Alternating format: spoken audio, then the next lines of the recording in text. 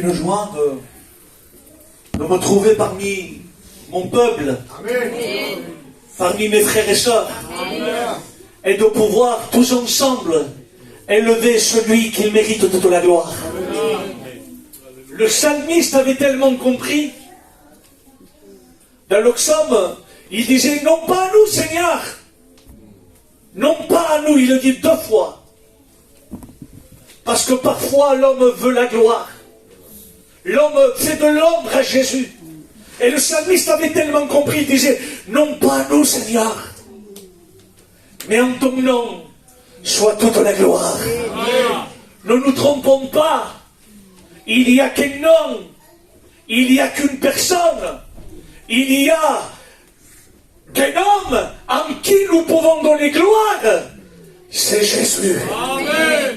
Nous avons besoin que de lui. Amen. On ne peut pas présenter une évangile qui est bradée, une évangile qui est soldée. L'évangile a un prix, l'évangile a coûté un sacrifice, c'est que Jésus est mort, mais au 3e jour, il est ressuscité. Amen. Il n'est plus dans le tombeau. Alléluia. Ne le cherchez plus dans le tombeau. Les femmes le cherchaient dans le tombeau. Au chapitre 24 du verset 6 de l'évangile de Luc. Et les anges sont apparus avec un message d'espérance. Et ils vont dire, pourquoi cherchez-vous? Parmi les morts, celui qui l'est ressuscité. Amen. Nous ne vous présentons pas une religion. Nous ne vous présentons pas quelque chose qui est soldé, quelque chose qui va calmer. L'évangile n'est pas un calmant. Elle est une puissance de Dieu. Amen. Église de Dieu, regardez-la. Elle est une puissance de Dieu. Est-ce que vous le croyez ce soir? Amen. Que celui qui le croit lève les mains vers le ciel. Amen. Et on confirme avec un fort amen. Amen. Hier, j'ai fait une réunion à l'église Homer. On pourrait dire comme ça. J'aime pas prêcher à l'église Homer. Il y a quelqu'un qui est tombé?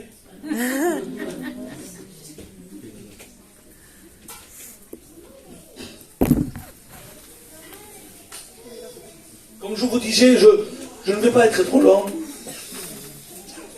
Il en faut tellement peu pour qu'un auditoire soit dévié. Il en faut tellement peu pour que les âmes, faisons le nécessaire de calmer les enfants, c'est important, il y a un besoin. Il y a des besoins. Il y a des gens qui ne connaissent pas Dieu.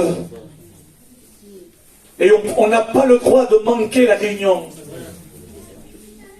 Parce que cette réunion peut être la dernière des réunions. Et moi je dis que non seulement elle va être la dernière, mais ça va être ta réunion. Une réunion que Dieu a préparée pour venir toucher ton cœur. Écoutez, je ne veux pas multiplier mes mots. Je suis venu là pour vous dire la vérité. Parce que les gens ont besoin de connaître la vérité. La Bible dit que la parole de Dieu, elle est comme une épée à double tranchant. Il y a un tranchant pour te blesser. Mais l'autre tranchant, il est là pour te guérir. Amen. Te guérir du péché. Te guérir de ce que tu vis. Te guérir de ta misère, de ta souffrance.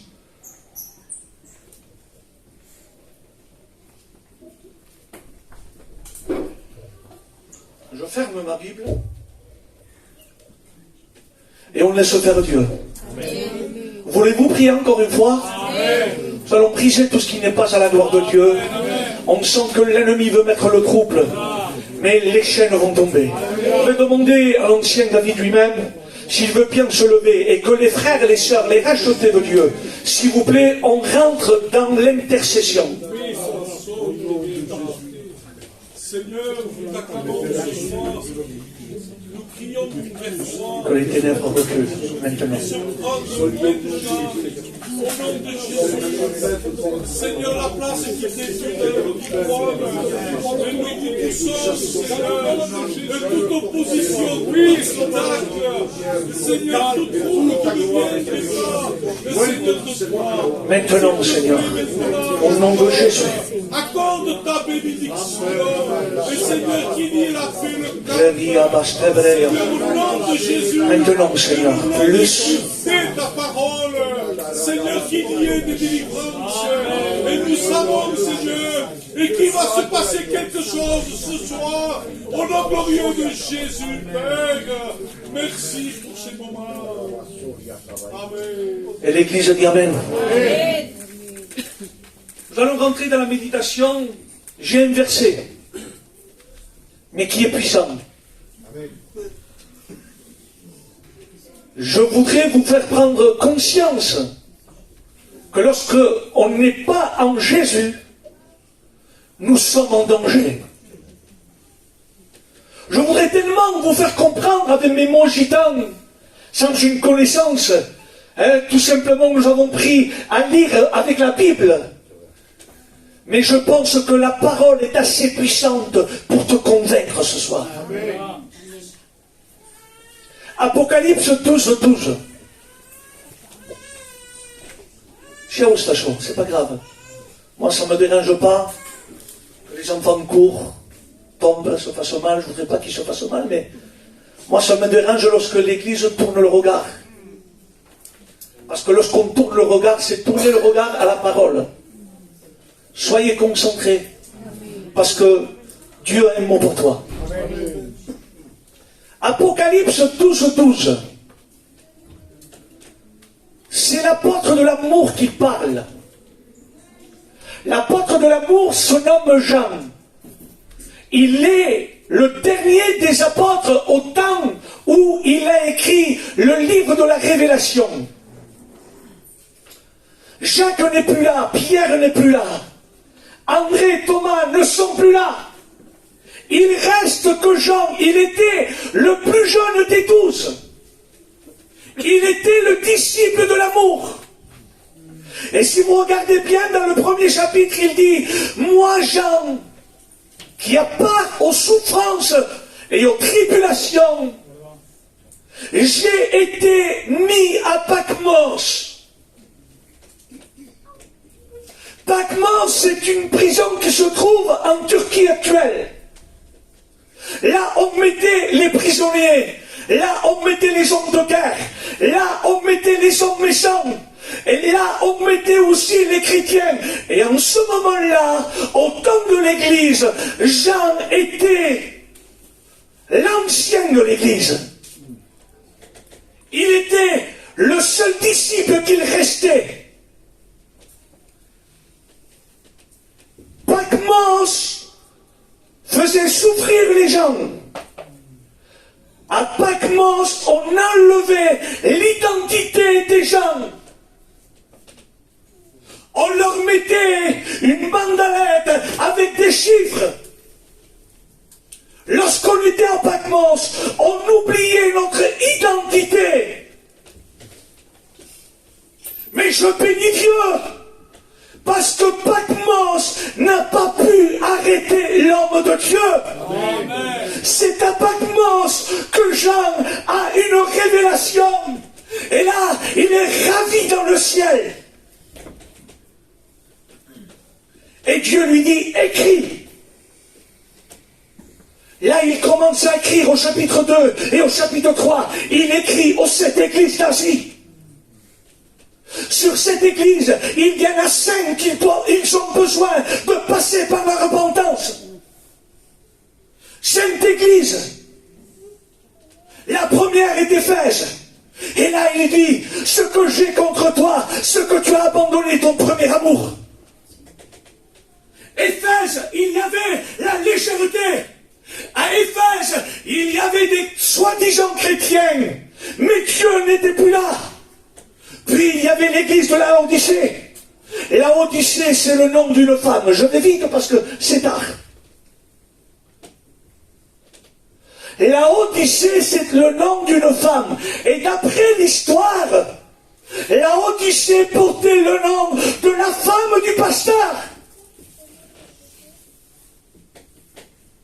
Cette église, elle croyait savoir enrichi. C'était une église qui trafiquait.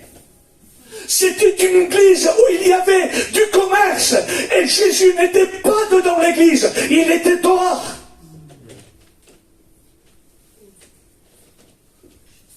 Et là, la Bible me dit qu'il frappait.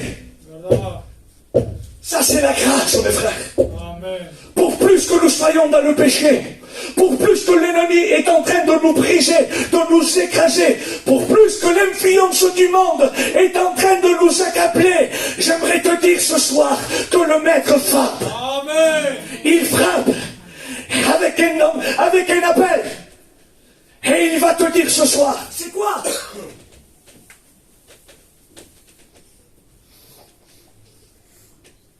C'est pourquoi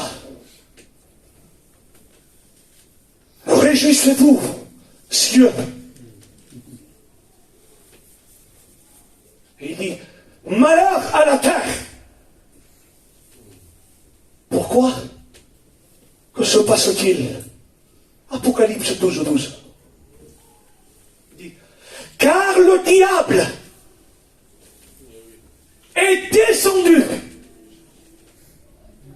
vers vous, vers toi ma soeur, vers toi mon frère, vers toi mon ancienne qui est là, vers toi pasteur. Il est descendu, animé d'une grande colère, sachant qu'il lui reste peu de temps.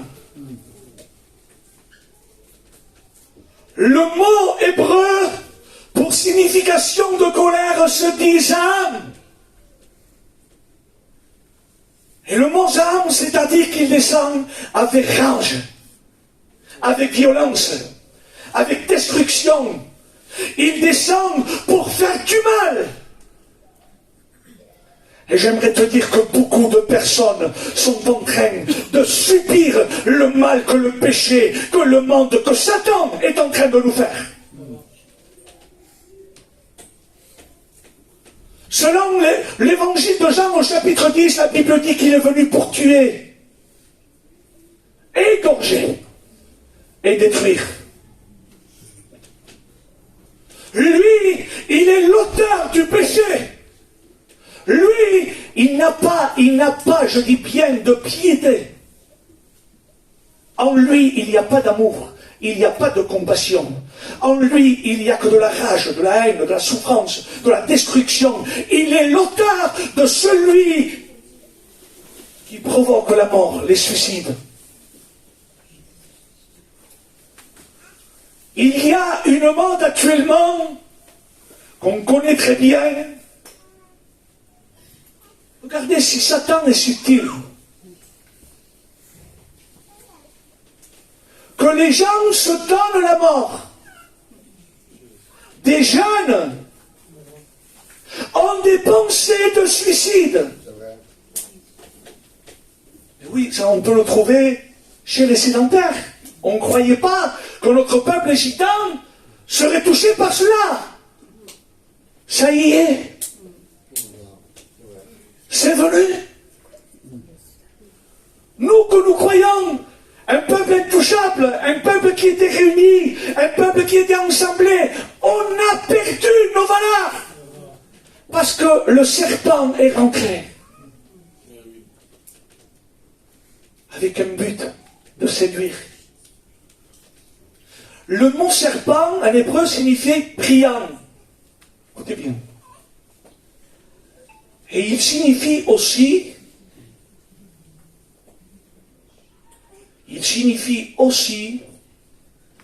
étroit, glissant. C'est-à-dire quand il rentre, on ne le sent même pas. Et au jour d'aujourd'hui, qu'est-ce qui se passe? Il y a une mode. C'est quoi cette mode? C'est quoi cette mode? Eh bien, par les réseaux sociaux, le Facebook, le Snapchat, l'Instagram, des jeunes se donnent rendez-vous. C'est pourquoi? Parce qu'ils ne veulent pas mourir tout seuls. On appelle les gens et on se donne rendez-vous pour aller se suicider.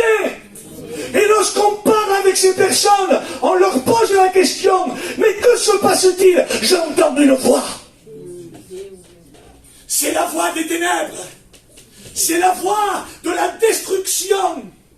C'est la voix de l'ennemi. Oui, l'enfer est réel. Et le monde des esprits sont là plus que jamais présents.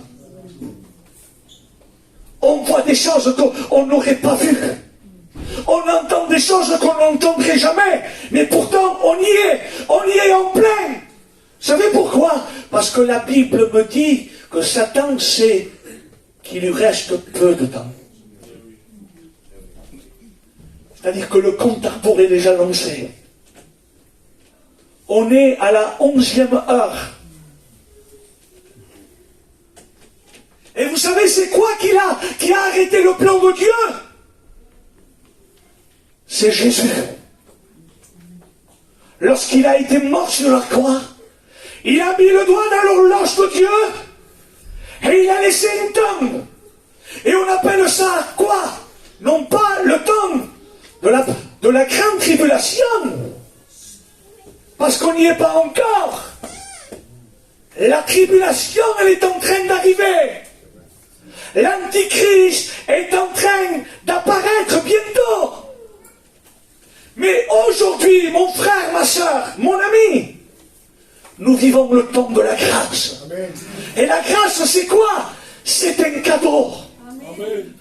C'est un cadeau. C'est une fraîcheur. La grâce, c'est une personne. Elle se nomme Jésus. Amen. Et laisse-moi te dire que si tu n'acceptes pas Jésus, l'enfer va t'arracher. Et tu vas connaître une souffrance atroce. Tu vas connaître quoi? De l'angoisse, de l'anxiété. Ton foyer va se désunir. Mais Dieu, dans toute sa grâce, il nous fait un appel.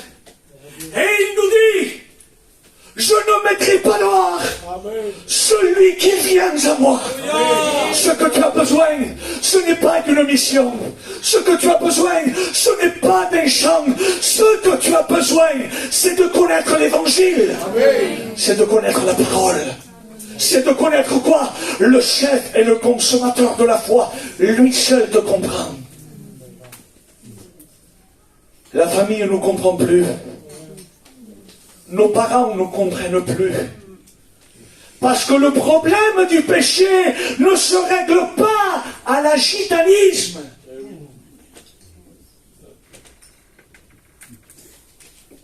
On est tellement des bons gitans, comme n'importe quel. Et on essaye d'arranger les choses à la gitane.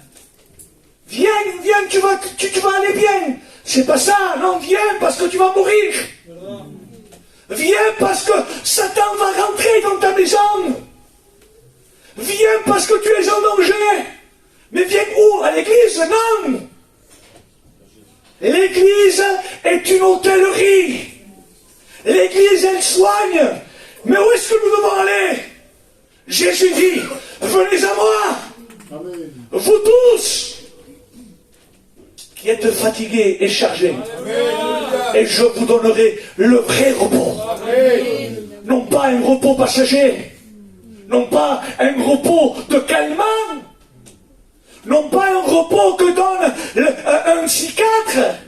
Non pas un repos que donnent les cachets exomile. Le vrai repos, c'est se tenir au pied de Jésus. Pourquoi venir au pied de Jésus? La Bible me dit qu'un homme qui avait un grade social religieux, il se nommait Jairus. Il était le chef de la synagogue de Capernaum, un pasteur religieux au temps de Jésus, mais face aux besoins de la religion, ne pouvait pas l'aider. parce que son enfant était mourant. Et j'aimerais te dire que lorsque Dieu n'est pas dans une maison, lorsque Dieu n'est pas dans une famille, nous sommes mourants. Et Jairus avait tellement compris ça. Et là, il commence à chercher Jésus. Lui vêtu d'une tunique, lui qui avait réussi, lui qui avait un grade social, mais devant le besoin de son enfant, il ne regarde plus la religion. Il ne regarde plus sa Bible, sa Torah et son église, mais il regarde sa maison. Amen. Et je voudrais te donner un conseil. Regarde ta maison. Amen. Mon frère, mon ami, ma soeur, toi qui es au loin, regarde ta maison. La Bible dit, je sais tu es heureux. Pourquoi? Parce que le salut est rentré dans ta maison. Amen. Il faut que Jésus rentre. Lorsque lui rentre, il pile l'homme fort. Il en est assez de souffrir. J'ai un remède. J'ai un antidote. Amen. J'ai le médicament.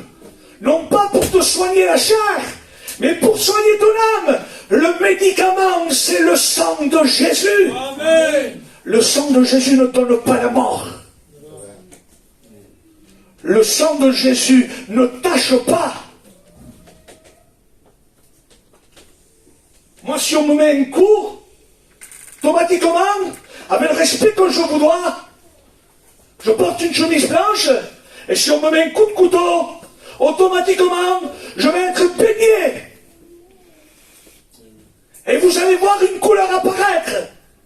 Mais lorsque le sang touche d'un cœur, lorsque le sang touche une âme, lorsque le sang touche votre corps, il ne tâche pas, mais il purifie, il lave, il sauve, il guérit, il pardonne. Quoi de mieux que de le connaître? L'Évangile dira, celui qui m'a connu a connu véritablement la vie. Amen. Tu as besoin de Jésus. Nous avons besoin, je me mets avec vous, besoin de Jésus. Hier, on a fait une réunion.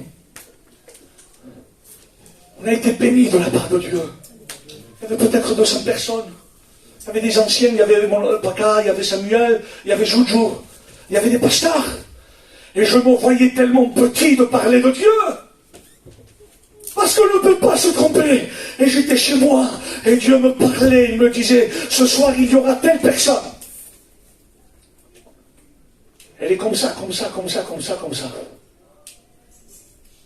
Il me dit, lorsque tu termines de prêcher, je veux que tu l'appelles et que tu lui dises que j'ai vu, lorsqu'elle s'est levée, l'angoisse qu'elle avait. Je rentre à l'église, je m'assis, et je dis, Seigneur, je regarde un peu l'auditoire, je dis, où est-ce qu'elle est? Il se passe de où? Et Dieu me dit, tourne ton visage. Je tourne mon visage et je la vois. Lorsque j'ai commencé hier, lorsque j'ai terminé et je lui ai dit, écoute, j'ai un mot de Dieu, je l'ai dit au commencement, et lorsque j'ai annoncé l'évangile, lorsqu'on a prêché la bonne nouvelle, il y a eu des délivrances. Mais j'en avais passé avec ça. Et là, j'ai commencé à citer le nom, puisque je la connais, elle est au quartier. Je lui ai dit, écoute, c'est pour toi. Dieu m'a dit ce matin que tu étais angoissé et que tu voulais savoir quand est-ce que Dieu va te libérer. Aujourd'hui même, il va le faire. Amen. Elle s'est mise en sanglots. L'église a commencé à prier. Le Saint-Esprit est descendu.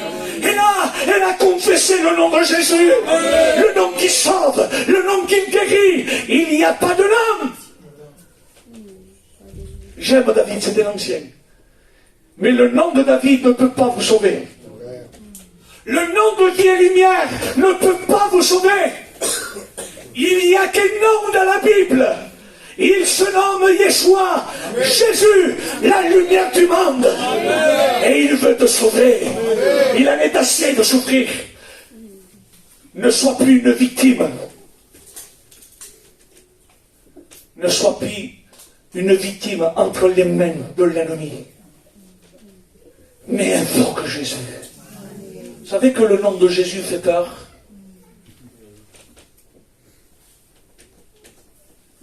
Le nom de Jésus ne fait pas peur aux chrétiens. Mais le nom de Jésus fait trembler les puissances des ténèbres. Les démons ont peur de Jésus. Les démons ont peur non seulement de sa personne, mais de son nom. Le nom, on le prononce, il n'est pas là. On le prononce, nous, les serviteurs de Dieu, parce que nous avons reçu l'autorité de marcher sur les puissances des ténèbres.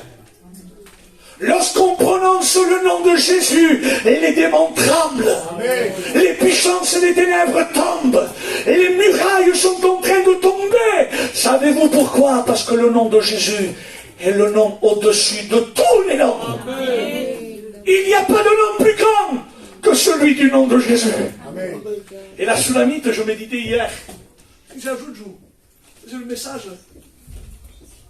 sur les cantiques des cantiques. Je dis, Seigneur, c'est pas un message pour une évangélisation. Et Dieu me disait, termine ce que je te dis. Termine. Je dis, Seigneur, mais je dois prêcher, je fais comment? Ne t'inquiète pas. Ouvre ta bouche, il me disait. Et moi, je la remplirai. Écoutez, c'est bien d'avoir des messages écrits, mais c'est mieux que l'Esprit parle. Qu'attends-tu pour donner ton cœur à Dieu? Tu n'es pas assuré. On assure les maisons, on assure même nos proches. Moi, je sais que les frères qui travaillent, ils sont assurés. Ils sont assurés pour l'État, pour le travail. Mais je ne parle pas de cette assurance-là. Moi, je te parle de l'assurance du salut. Est-ce que, si Jésus revient, est-ce que tu pars avec lui? Est-ce que tu es assuré? J'aimerais te dire que si tu ne l'as pas rencontré, il sera trop tard. On part souvent en vacances, je termine. Il n'est pas là. J'étais à Walt Disney au mois de novembre et j'avais le train à 9h du matin. Vous savez ce que je fais? Je me suis réveillé à 6h30. Je ne voulais pas manquer le train. Et j'ai réveillé mon fils. Mon fils, il regarde l'heure, il a 16 ans. Hein? Il me dit, mais pas, tu t'es trompé. Il dit, c'est 7 heures. C'est dans 2 heures le train. Je dis, oui, mon fils, lève-toi. Parce qu'il ne faut pas manquer le train. Et j'aimerais te dire que le train du ciel est en train d'arriver. Amen. Et il ne faut pas que tu le manques. Amen. Tu as besoin d'un ticket pour rentrer dans ce train. Et le ticket, c'est le sang de Jésus. Amen. Si sa personne, accepte-le. Alléluia. Que fallait-vous par la messe? C'est ça l'évangile.